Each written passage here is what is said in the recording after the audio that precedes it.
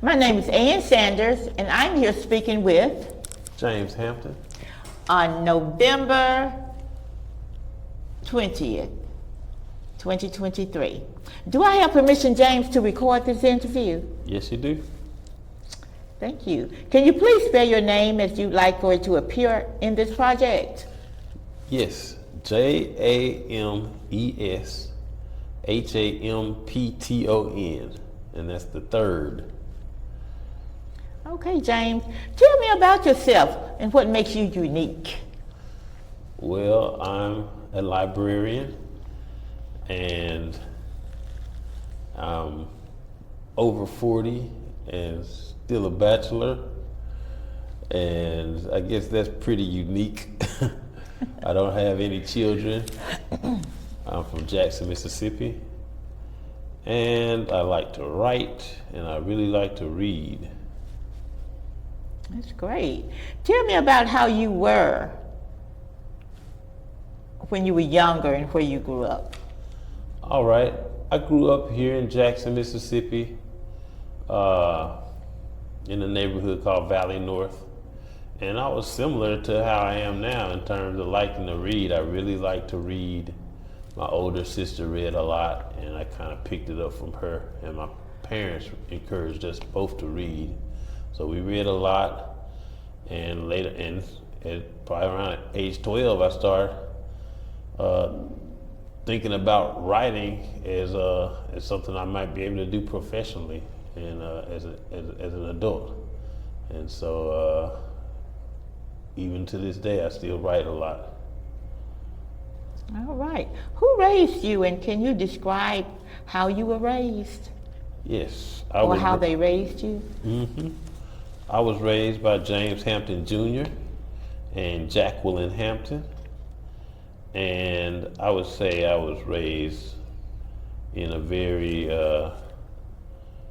permissive style, but also a lot of instruction on doing the right thing. So I never really got whoopings. I just, it was bad enough if I got in trouble with my parents, if I disappointed my dad or upset my mother. It was that was bad enough to keep me straight. And so in school, I was considered well behaved and smart, and the teachers really liked me all through elementary and middle school. Okay. Can you tell me where you grew up and what was it like there? In Valley North, where I grew up, it was a neighborhood. It was a little cul-de-sac of that neighborhood where it was plenty of other children my age, like around my age. I had a best friend that lived right up the street within walking distance, and we'd go to each other's houses. And another friend right across the street who we used to hang out with. And and another friend right up in that same little area. It's like a 3-street area where we all within close walking distance. I mean, as children walking to each other's houses. And all 4 of us, when my best friend got married, we were the 3 groomsmen. So we stayed in touch more or less. And so, that's the kind of area it was, and people and different children, different families would move in the area while we grew up. So we always had people to play with. We played football, basketball, all kind of sports, even baseball. Usually we played baseball with a tennis ball, but we played. Can you tell the story of the day you moved to Jackson? I was born and raised in Jackson. Okay. Well, describe a typical day from your childhood. If we're talking about school age, I go to school and,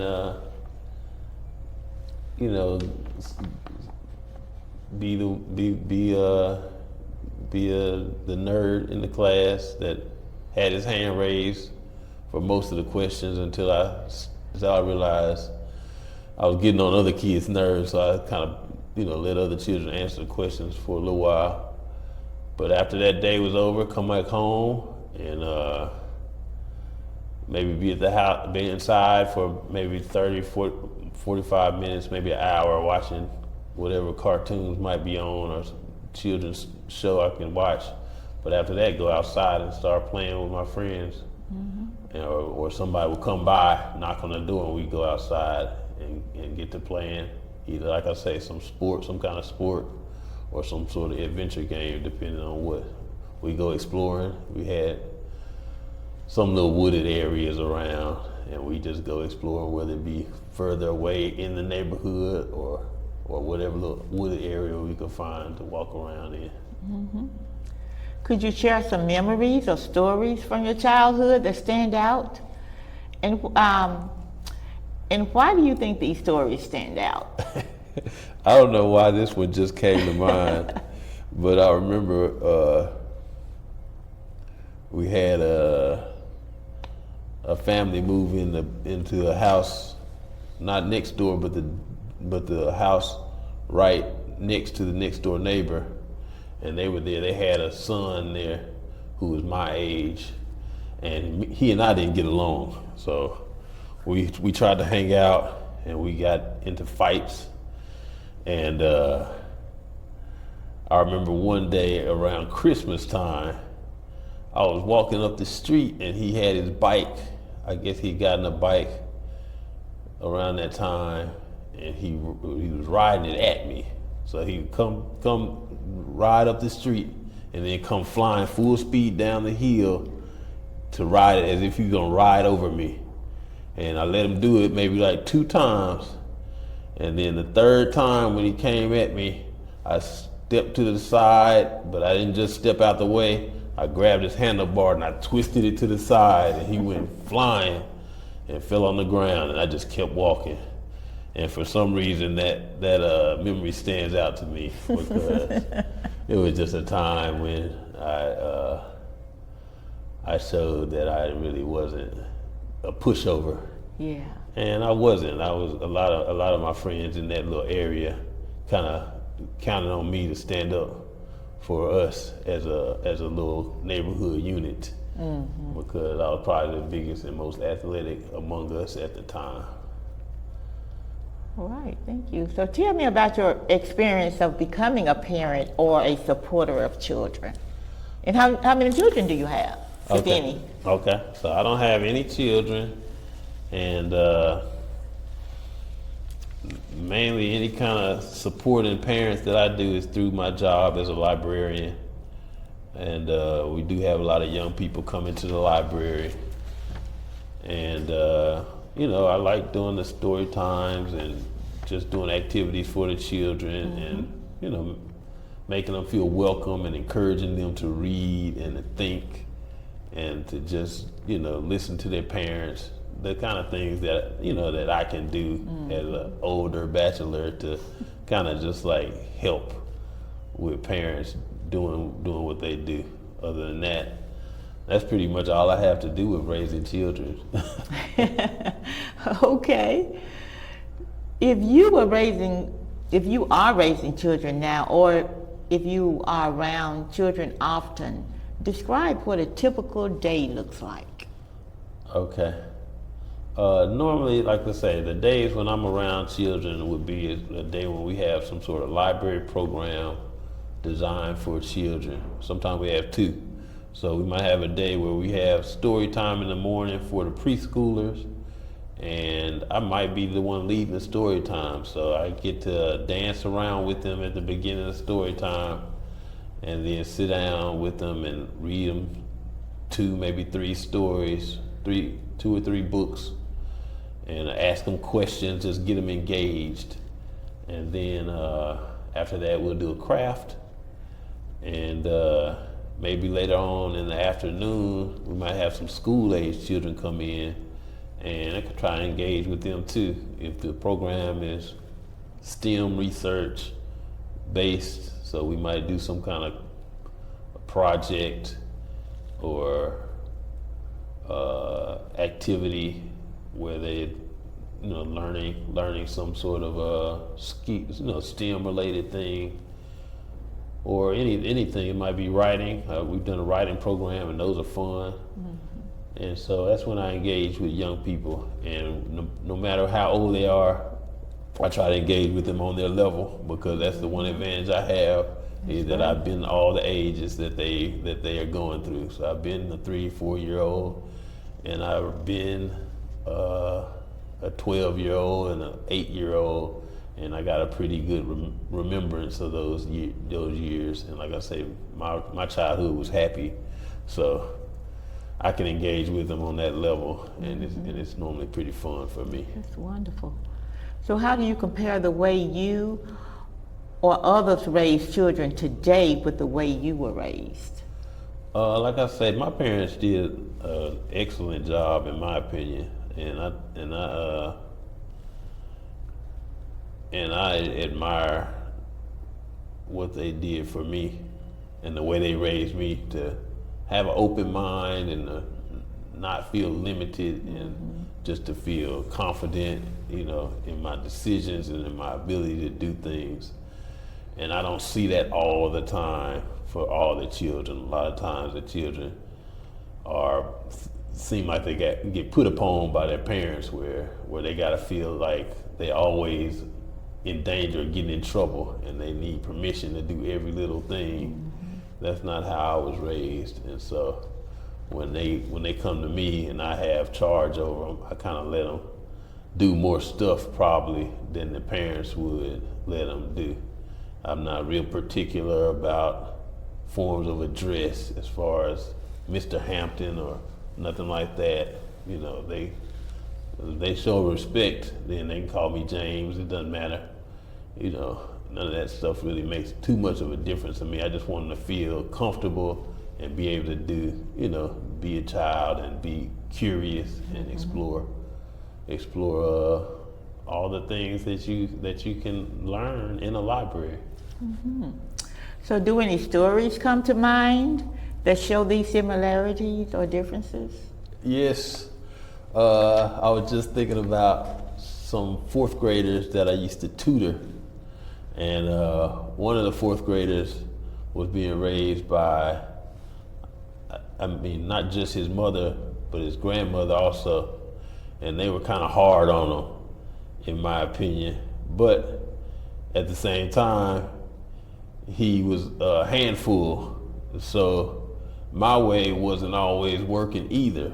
So sometimes we had to collaborate, me and his parents, to make sure he was getting the full benefit of the tutoring time that we had together, in which case I might have to tell his parents, what he was doing in the tutoring session that wasn't right, and they have to kind of get him straight through whatever disciplinary means they used. And those means were probably different from what my parents used, because I don't know if you could just, at that point, I don't know how much it would affect him to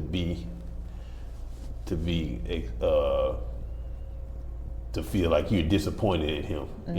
He might not care that much at that point.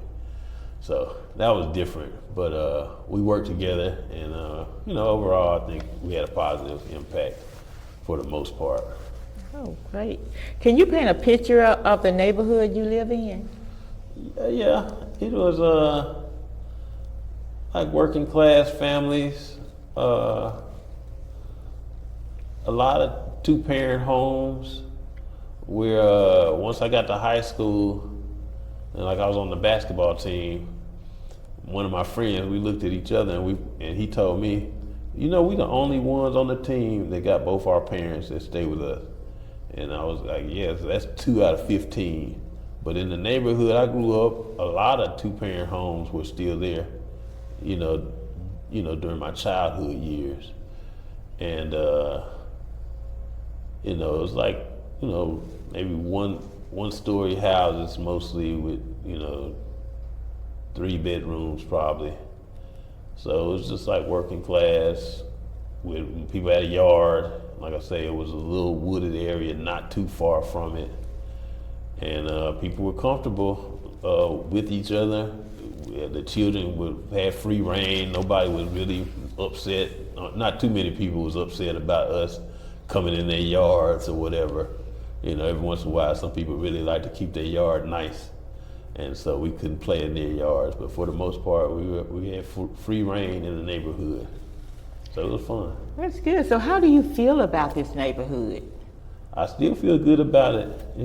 It's it's different from when I grew up there, maybe, because when I go back, we don't still have the house there, but my friend has a house there, and I don't see as many children out and about like it used to be, so that's different. Yeah.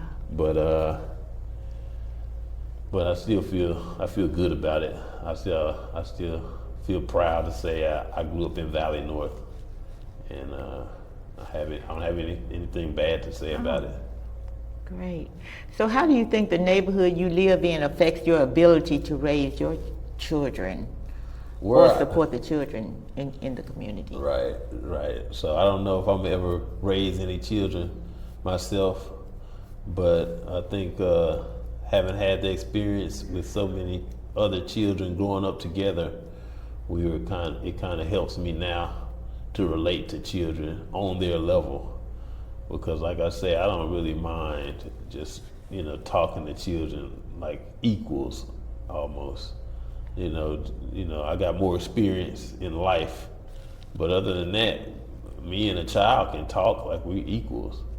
And I know sometimes the parents don't really think that's the best way to do it, but if it's up to me, then that's how I do it. Because I used to have a leadership role with my little crew growing up, so it's still the same thing when I talk to a child nowadays. If I talk to him as an equal, I'm still talking to him as a leader, because that's just my natural role from how I grew up. Okay. If you could paint a picture of your ideal community environment for raising children, what would that look like? I got an idea. Somebody once asked me if I had a bunch of money, what would I do with it? And there's this architect named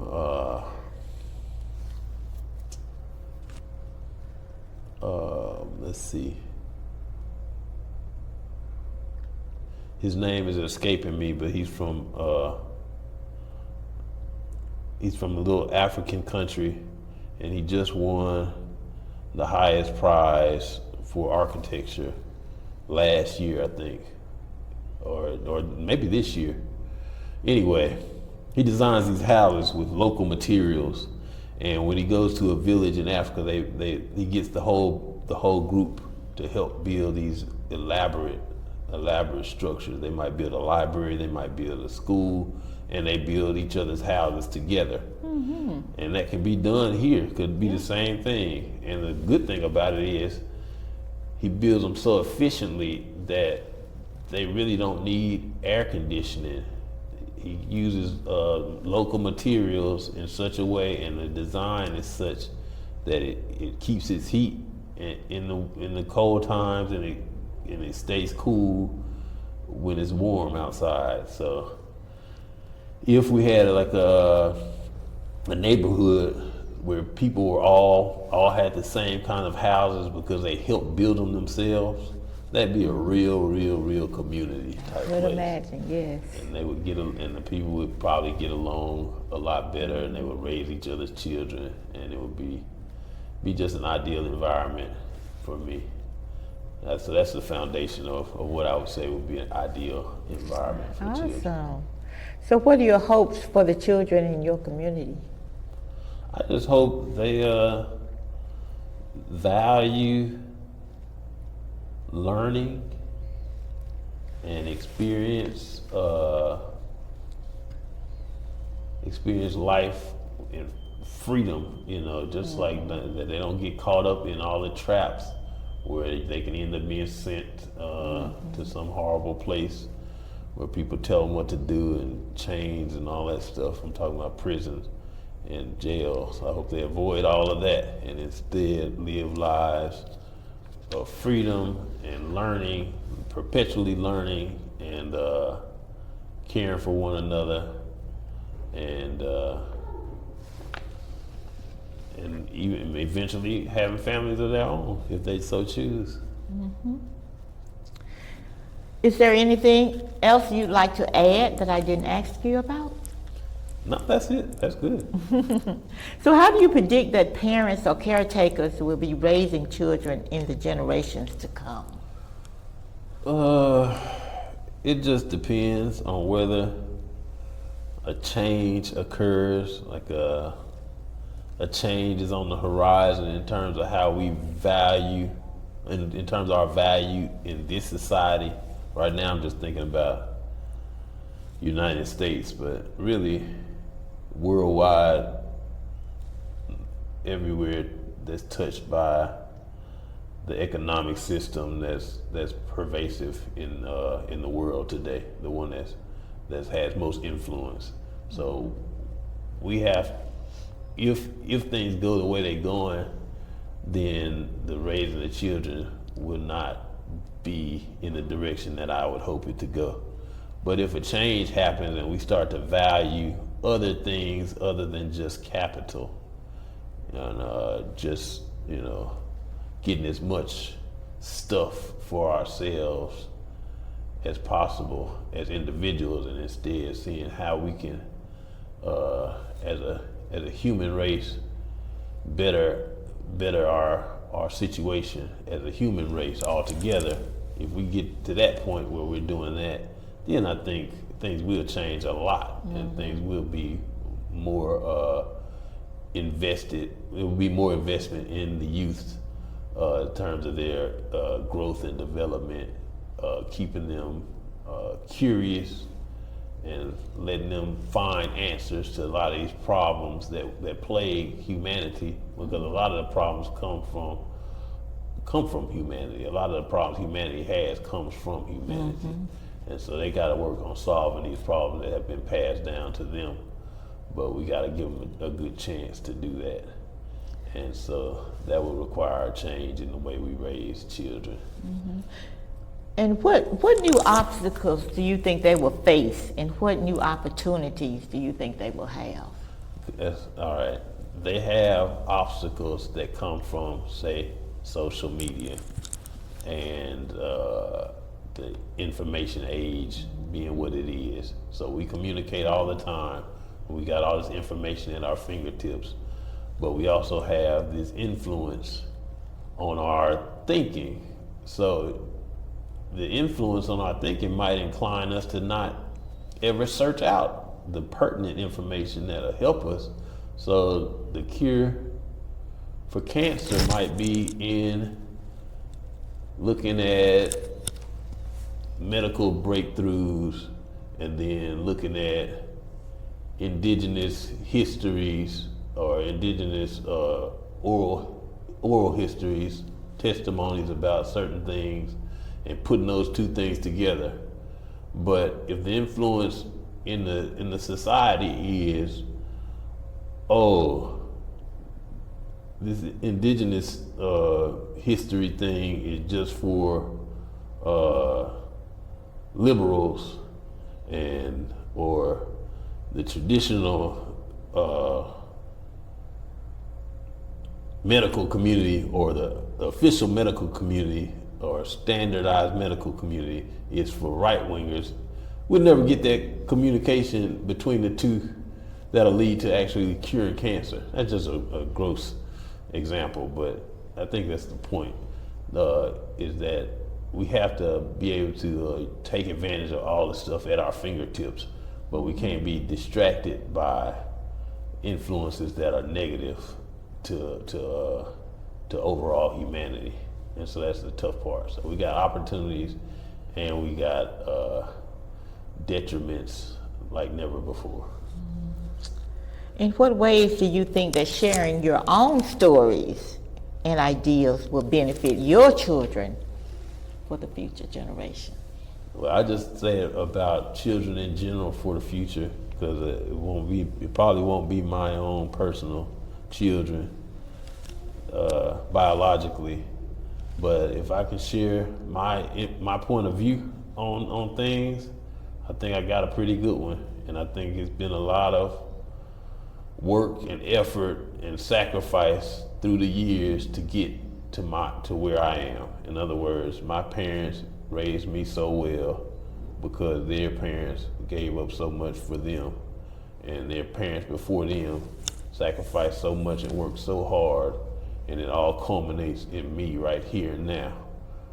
And so if I can share all this that I have to share, that I kind of been sharing in this interview type of thing with people, I think it will have a positive impact, because all those people that came before me, they were striving for a better world, and for the most part, you're talking about people that came from sharecroppers, and then before that from enslavement, and so they had the most probably yearning for a better world of anybody in history for a long time. I'm not saying anybody in the entire history of humanity, but their yearning for a better world was pretty intense overall, I'm sure. Okay, Mr. Hampton, thank you so much. This concludes our interview today. I really do appreciate it. Thank you. Thank you. That's fun.